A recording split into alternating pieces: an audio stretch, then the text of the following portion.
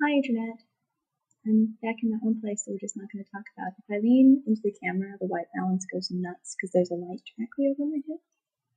So it's been 2 weeks because I'm being really on the regular with my vlogging this year. And because last Sunday I was also here and I figured I wouldn't torture Dad with several videos in a row from here. But apparently I'm going to, and we're just going to deal with it. Really, I just want to talk about TV. But you probably care slightly more about what I've been doing with my life. I still haven't actually been moved off of Brill to another station, and I'm not sure if that's ever going to actually happen. So I'm confused about why anything was ever said to me in the first place. I continue to be on Grill, so whatever. Let's see, I had to go to 2 campus events for my reporting class to write fake stories on them for the class. And I had to interview people and I didn't actually call any organizers. I just talked to people at the event. But I was supposed to call organizers. Instead, I just found the organizers at the events. Because I don't want to make adult phone calls, and you can't make me. They were Tibetan monks on campus as part of a Tour of America fundraiser thing that they do, because Buddhists live entirely off of charity. They don't do jobs. Anyway, and they came to campus and they made a mandala, which is sand art, and it's symbolic and has sacred religious meaning or whatever. And they made a mandala of compassion for our campus. Then I had to go to that and interview some monks and stuff and write a story, and I did that. And then on Thursday I had to go to an event for we had a Chinese culture festival on campus.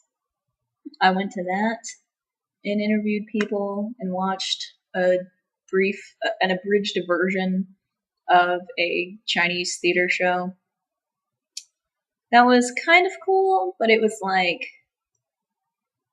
old school Chinese theater is always also musical theater, and singing in the Chinese culture is not singing like we think of it, and it was very screamy and nasal and not pretty as we define it.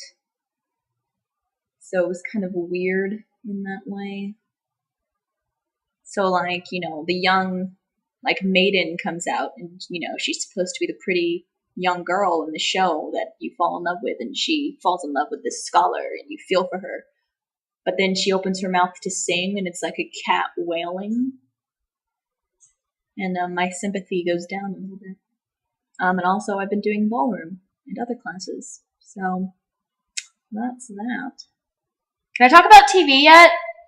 Yes. Okay, so it's September, which is when every television show ever comes back on. And I have so many TV shows at this point that I had to write them all down to make sure I didn't forget to watch anything until after it had already been a few days and I was then officially behind. So let me just give you the rundown of what I'm watching, and then I'll talk about the things I've seen so far. We've got the obvious ones. We've got Glee and Once Upon a Time. Elementary came back. I watched all of season 1 in 3 days over the summer, so I'm on that now. Agents of S.H.I.E.L.D. is a thing. That's aired. Its first episode came on last Tuesday. It's awesome, and thus far everything I dreamed of, though it is pretty spectacular and impressive how white they made the main cast. Expected more Joss Whedon, but hey, the cast could grow. I've got Night Vale, which is actually a podcast radio show, and we only get 2 of those a month, but whatever, I'm going to count it, because the fandom is awesome. Welcome to Night Vale. It's a free podcast. You should be listening to it if you're not. Legend of Korra came back, which is the Avatar The Last Airbender sequel. I've only watched an episode and a half so far, even though there were 3 episodes out, or maybe 4. I'll catch up eventually. They're 20-minute cartoons. Okay, I can do it. And American Horror Story, which I'm going to watch this season. I didn't last season because it was a mental hospital ward thing, and also aliens. They just totally lost me with that. But this season is meant to be a coven of witches, so I'm down. And Sleepy Hollow. A bunch of people told me to watch Sleepy Hollow, so I did, and it was rad. and it has set the bar so high for diverse casting that I can now no longer accept any other television show. But yeah, I have 8 TV shows, one of which is a podcast, to watch. Let's talk about S.H.I.E.L.D. So Agents of S.H.I.E.L.D. to me is like the tester episode for can we today take a really popular movie or movie franchise and move it to television. Because, like, I feel like TV is much bigger than movies are right now. I feel like people care more about TV actors and TV series than they do necessarily about the next big movie to come out. Movie directors should be looking into moving their stories to the TV medium because that's where it's at, that's what I'm saying. If S.H.I.E.L.D. is successful. And its first episode was so good and so well received that I believe that it will be. And I'm also really looking forward to maybe Marvel throwing out some of their lesser known superheroes that don't get big budget movies of their own, and they can like make cameos or become recurring characters. And I also want Robert Downey Jr. to make a cameo because obviously Iron Man should show up at some point, and I want Nick Fury to show up at some point, and I want Hawkeye and Black Widow to show. I want all of them to show up at some point, is what I'm saying. Obviously they should. They can just show up and make a cameo. It's not that big a deal. It wouldn't take that much of their time as big budget actors. Come on. And there's apparently going to be some big season-long mystery about how Coulson is still alive, or like some mystery surrounding his death. My theory, he's an android. I just watched Once Upon a Time. I'm saving Glee for last, by the way, so that I can just freak out at once and then not have to refocus myself to talk about something else. I just watched Once Upon a Time, so I think they tried to cram as many things as possible into their opening episode, and it made it feel like it was going really, really fast without giving us a whole lot of information or detail about what was going on. Like, Neil's progress with Mulan, Aurora, and Philip, just jumped around all over the place. They didn't really question him. They accepted everything he had to tell them. They were like, yeah, we'll totally help you, Aurora. Philip is there. Why is he there? Can we get even just a throwaway one-liner about how Philip is there? Nothing at all. They travel all the way to the Black Castle without incident. That seems questionable. There's just a lot going on at once. And we get to watch Mr. Gold walk around looking like Mr. Gold, but wearing Rumpelstiltskin outfits. And that's pretty much everything I've ever wanted, so. But obviously I'm excited, and the promo had Rumpelstiltskin talking to Belle in Neverland, so I need to know what's going on there. How is he talking to her? Is she there? Is it a spell? Is Belle going to be doing magic from Storybrooke, from Rumpelstiltskin stores?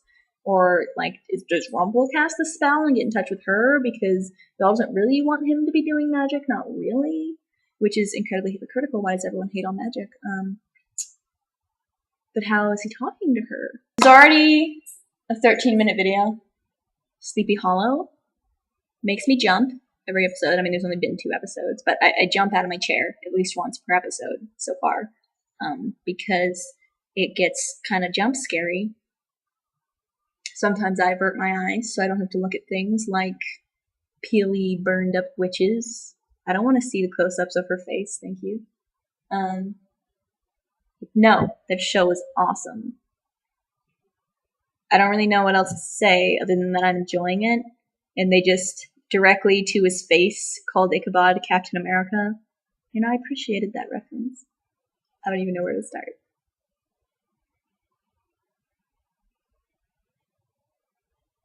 Okay. Setting aside the claim for now. Let's just wait on that. I'll get it under control. Kitty and Artie, well, it has obviously been referenced to all throughout last season, and they've had stuff going on all throughout last season. I thought it was kind of funny and abrupt. They were just like, this is going to be a season 4 plot. All of a sudden they had a thing. But whatever, I can go with it because it's the start of the season. I'll just let it happen. It was super cute. And all of the claim aside, my favorite part of the episode was when the new cheerleader finished talking to Kitty and Artie and turned to walk away. And Artie was like, she seems nice. And Kitty was like, she's a cold stone bitch and she's trying to ruin me. That was the best. Kitty has definitely grown on me. I think she's hilarious. She still has a lot of problems, obviously, and she needs to work on being better to everyone. But she's really funny. I'm frustrated that everyone is acting all confused that Tina's kind of gone crazy angry this year in the past season, but like, nothing good ever happens to or for Tina, so it should confuse no one that she's really bitter. Like, everyone should get it. I don't understand the confusion. Tina never gets anything, ever.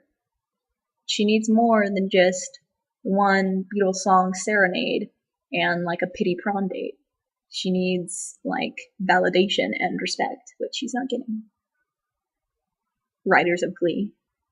But you know what? Overall, this episode was perfect.